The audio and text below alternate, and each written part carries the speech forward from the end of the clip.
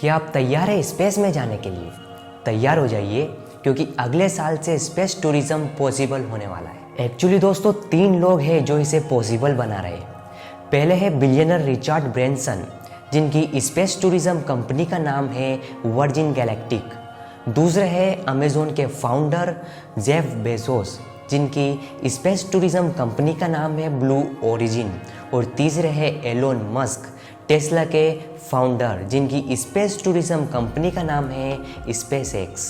Jeff Bezos और Richard Branson, इन दोनों के बीच में बड़ा कंपटीशन हुआ ये देखने के लिए कि कौन दुनिया का सबसे पहला इंसान बनेगा जो अपने ही बनाए हुए रॉकेट में स्पेस जाएगा। तो सबसे पहले तो जेफ बेजोस ने अनाउंस किया था कि वो 20 जुलाई 2021 को स्पेस जाएंगे, जिनके बाद रिचर्ड ब्रैनसन का ये कहना था कि वो कुछ महीने बाद अटेम्प्ट करेंगे स्पेस में जाने के लिए, लेकिन उन्होंने अपना प्लान प्रीपोन कर दिया। तो रिचर्ड ब्रैनसन स्पेस में गए आज से कुछ ही दिनों पहले 11 जुलाई को अपने 2 पायलट के साथ और 3 क्रू मेंबर्स के साथ। ये बेटे अपने यूनिटी स्पेसक्राफ्ट में स्पेसक्राफ्ट उड़ा आसमान में और ये मिशन सक्सेसफुल रहा। जेफ बेजोस को पीछे छोड़कर ये बन गए world's first man to go to space in his own spaceship. दुनिया के सबसे पहले इंसान जो अपने ही बनाए हुए रॉकेट में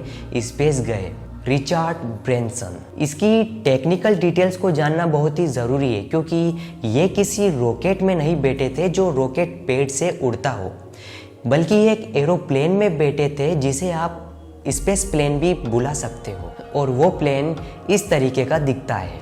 इस पूरे को आप मदर एयरक्राफ्ट भी बोल सकते हो। और जो बीच वाला प्लेन है वो है स्पेस प्लेन, जिसका नाम है यूनिटी। तो रनवे से ये प्लेन साथ में उड़ते हैं। तो करीबन 5000 फीट की हाइट पर जाकर ये स्पेस प्लेन मदर एयरक्राफ्ट से डिटैच हो जाता है, अलग हो जाता है। और फिर ये तेजी से सुपरसोनिक स्पीड पर, यानी स्पीड ऑफ साउंड से भी ज़्यादा की स्पीड से ये स्पेस की तरफ जाता है।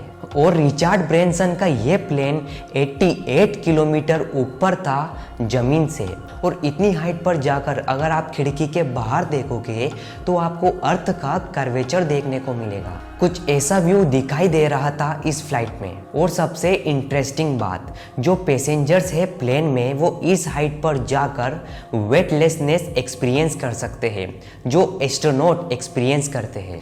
लेकिन ये प्लेन इतनी हाइट पर ज़्यादा देर तक नहीं रहता। और ये जो वेटलेसनेस है ये सिर्फ 4 मिनट के लिए एक्सपीरियंस की जा सकती है इस वर्जिन गैलेक्टिक की फ्लाइट में। उसके बाद ये प्लेन नीचे आ जाता है, रनवे पर लैंड हो जाता है एक आम एरोप्लेन जैसे। इस पूरी जर्नी को करने के लिए सिर्फ 1 घंटे का ही समय लगता है। और स्पेस प्लेन को डिटैच होने से लेकर पूरी स्पेस की हाइट तक जाने तक का समय सिर्फ 15 मिनट का ही है। और कोई ज़्यादा बड़ी जर्नी नहीं होती है ये। और एक और इंटरेस्टिंग चीज़, इन 6 क्रू मेंबर्स में से एक इंडियन बोर्न वुमेन भी थी। So proud of her. तो एस्ट्रोनॉट्स रॉकेट में बैठकर जाते हैं स्पेस में, और इस केस में आप इसे एक नॉर्मल एरोप्लेन आप समझ सकते हो। और इसी रीज़न से हम ये सोच सकते हैं कि रिचर्ड ब्रैनसन एक्चुअली में स्पेस नहीं गए थे। जेफ बेजोस की जो स्पेस कंपनी है ब्लू ओरिजिन, उन्होंने ट्विटर पर रिचर्ड ब्रैनसन का मजाक उड़ाया था। उन्होंने कहा कि रिचर्ड ब्रैनसन के नाम के आगे हमेशा एस्टरिस्क लगा होगा, क्योंकि ये सिर्फ 88 किलोमीटर की हाइट पर ही गए थे। और दुनिया भर में ज़्यादातर साइंटिस्ट का मानना है कि स्पेस एक्चुअली 100 किलोमीटर की हाइट से शुरू होता है। और इस 100 किलोमीटर की लाइन को कारमान लाइंस कहा जाता है। इंटरनेशनल में जो एस्ट्रोनॉट्स की ऑर्गेनाइजेशंस है यूरोप में, उनका मानना ये है कि ये जो 100 किलोमीटर की लाइन है ये ऑफिशियल लाइन है हमारे एटमॉस्फेयर के बीच और स्पेस के बीच। लेकिन यूएस गवर्नमेंट और नासा का ये मानना है कि जो बाउंड्री लाइन है स्पेस और एटमॉस्फेयर के बीच वो 80 किलोमीटर पर है। तो रिचर्ड ब्रैनसन के केस में हम ये कह सकते हैं कि यूएस स्टैंडर्ड्स के अकॉर्डिंग वो एक्चुअली में स्पेस गए थे, लेकिन वो इंटरनेशनल स्टैंडर्ड्स के अकॉर्डिंग स्पेस नहीं गए थे। और इसी रीज़न से जेफ बेजोस की कंपनी ब्लू ओरिजिन ने उनका मजाक उड़ाया था। और जब जेफ बेजोस 20 जुलाई को स्पेस गए तो उन्होंने 100 किलोमीटर की हाइट से भी ज़्यादा की हाइट को कवर किया। अब इन दोनों की स्पेस यात्रा की डिफरेंस की बात करते हैं। जेफ बेजोस का जो स्पेस क्राफ्ट था वो एक्चुअली में जैसे रॉकेट्स होते हैं वैसा ही बनाया गया था, और इसके टॉप पर एक कैप्सूल होता है जिसमें जो पैसेंजर्स होते हैं वो बैठते हैं। और ये 100 किलोमीटर की हाइट पर तो गए ही थे, लेकिन इनकी जो स्पेस क्राफ्ट की जो विंडो थी वो काफ़ी बड़ी बड़ी विंडोज़ थी, जिससे कि जो अंदर बैठे पैसेंजर्स है वो बाहर स्पेस में ज़्यादा व्यू देख सके।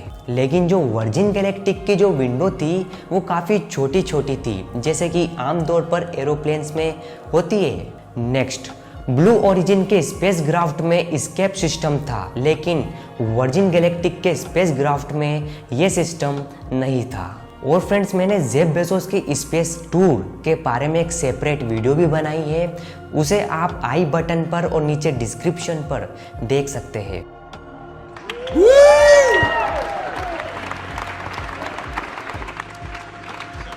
तो फ्रेंड्स, आज के इस वीडियो में बस इतना ही। आई होप आपको इस वीडियो से कुछ सीखने को मिला होगा। अगर आपको वीडियो पसंद आया और इस वीडियो से कुछ सीखने को मिला तो वीडियो को लाइक, शेयर, कमेंट और मोस्ट इम्पोर्टेंट चैनल को सब्सक्राइब करके बेल आइकन को ऑन ज़रूर कर लीजिएगा।